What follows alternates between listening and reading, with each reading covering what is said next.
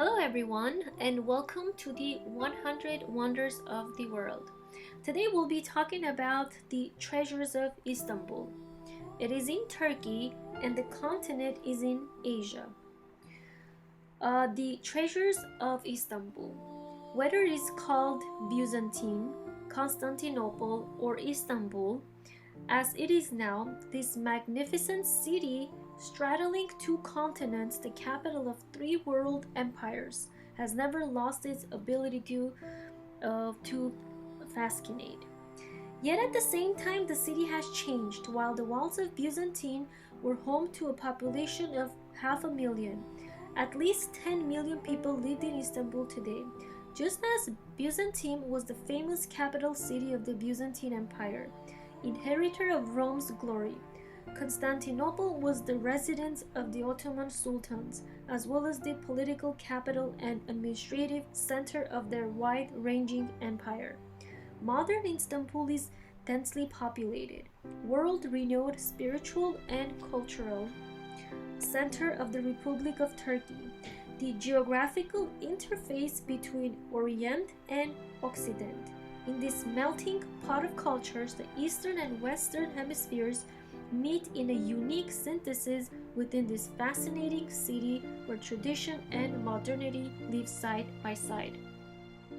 Asia and Europe meet here, on the straits called the Bosphorus, with Istanbul extending along the coast on both sides, straddling two continents, while the two halves are physically held together only by the thin bands of its filigree bridges. Historically and culturally, they have been inseparable for centuries.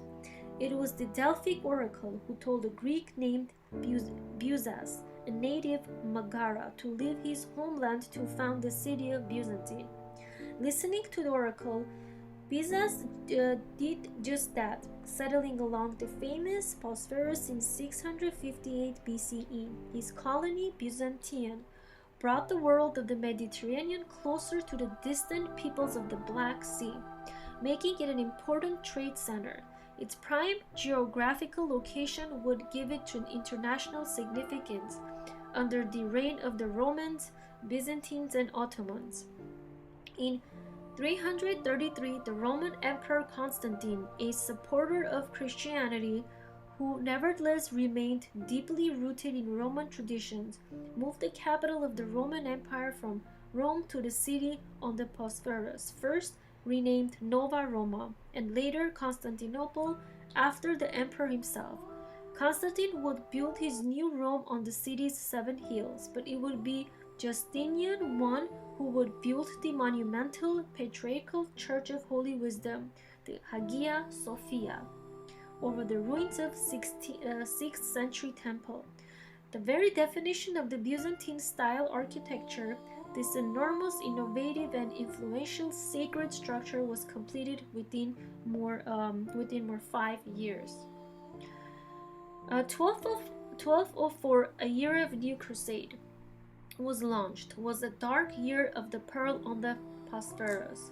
On their way of the Holy Land, the Crusaders attacked the city, plundering its treasures and slaughtered its inhabitants in a bloodbath that many have killed many as 100,000 of the city's population of 500,000. Artworks of immeasurable worth were destroyed or carted away. Most would have been recovered.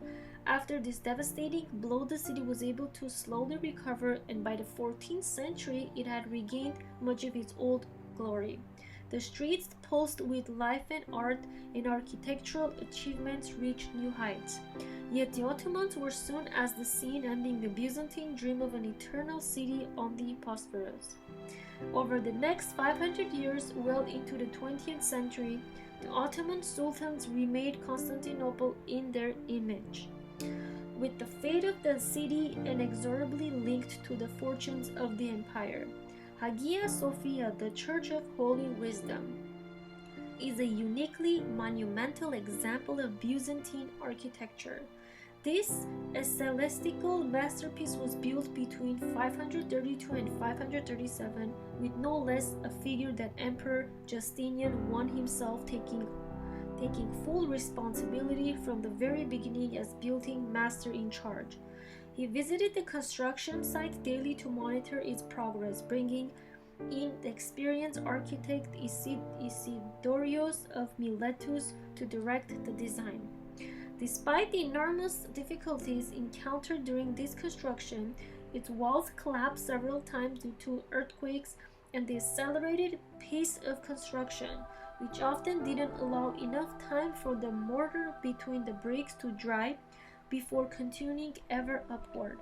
The emperor and his architect achieved their goal of producing a magnificent building in record time.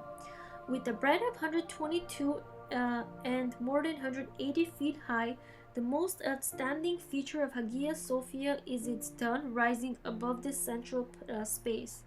The interior of the church is illuminated by light from windows at the base of the dome, giving it with a sense of lightness that defies belief. Equally impressive are the mosaics, columns, and galleries, as well as the four minarets added by the Ottoman rulers, following their quest of Constantinople in 1453. In that year, this center of Orthodox Christianity was transformed into the city's primary mosque, a position it held until 1932. Ataturk, the father of the modern Turkish Republic, turned Hagia Sophia into a museum, and Christian insignia and furnishings were once again permitted in the building. In the 15th century, the Ottomans built the Sultan's Palace, really a city within the city, at the very tip of the peninsula. The Sultan and his administrators would reside and govern within the Topkapi Palace complex for the next 500 years. The Sultan's personal living area, including a harem, which was located at the center of a series of courtyards, pavilions, and gardens. At any given moment, as many as 40,000 people might live and work in the Topkapi Palace. Its design and construction was entrusted to the most famous of all Ottoman architects, the master builder Mimar Sinan, who perfected the engineering and aesthetic qualities of the Byzantine dome. The palace represents the culmination of his superb artistry.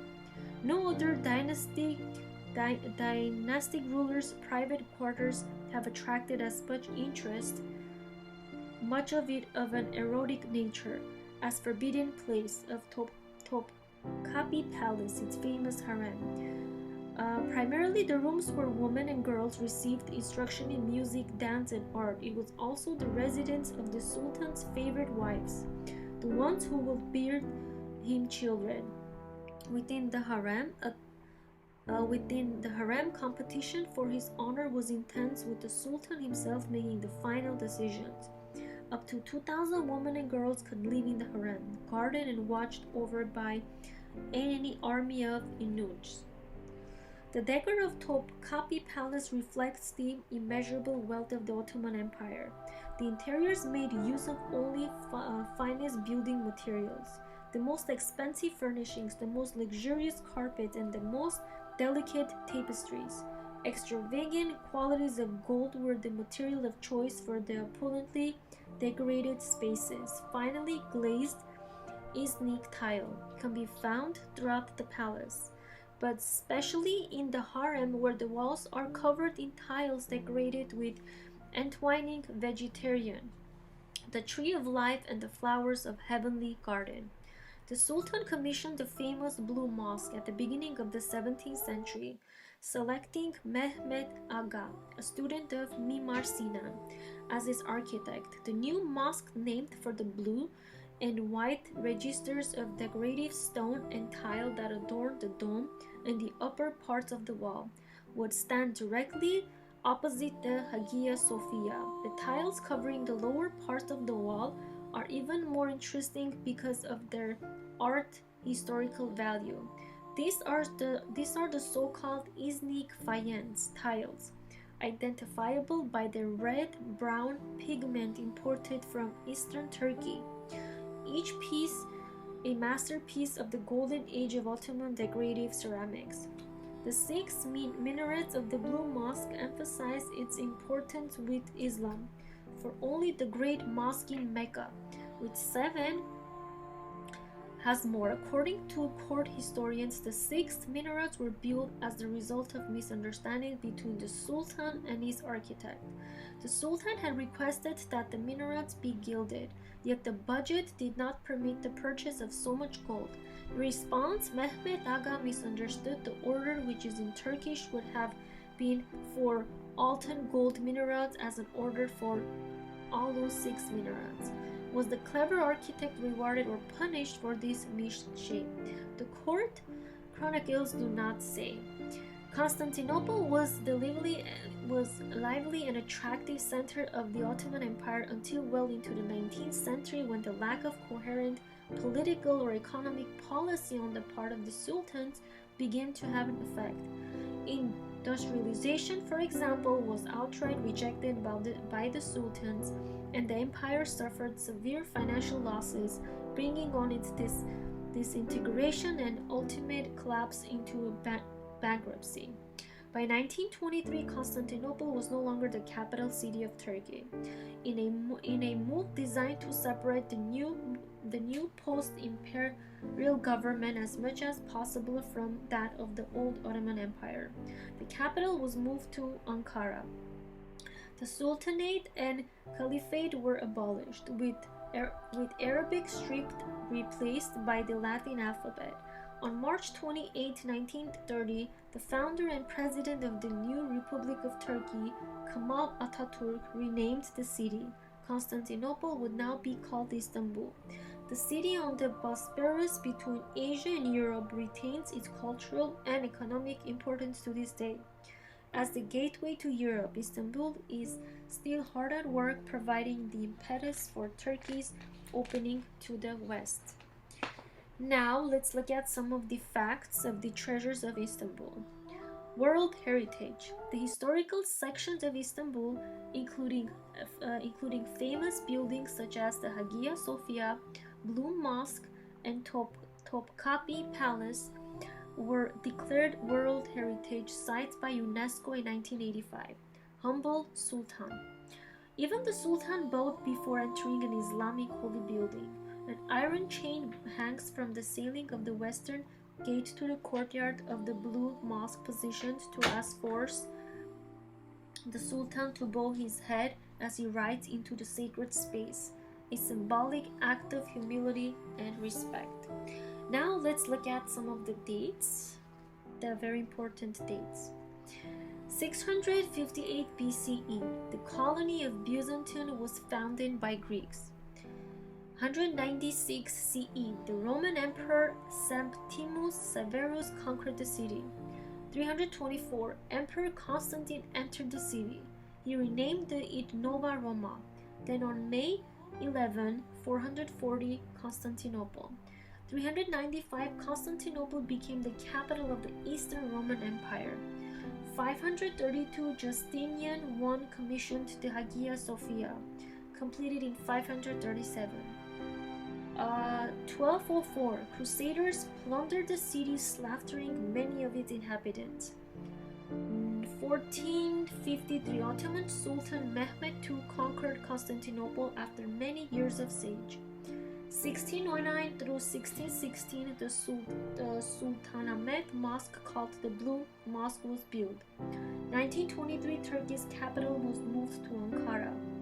1934 through 1935, Hagia Sofia became a museum. Thank you for listening and watching, everyone. Stay tuned for more of the 100 Wonders of the World. Thank you and have a wonderful day.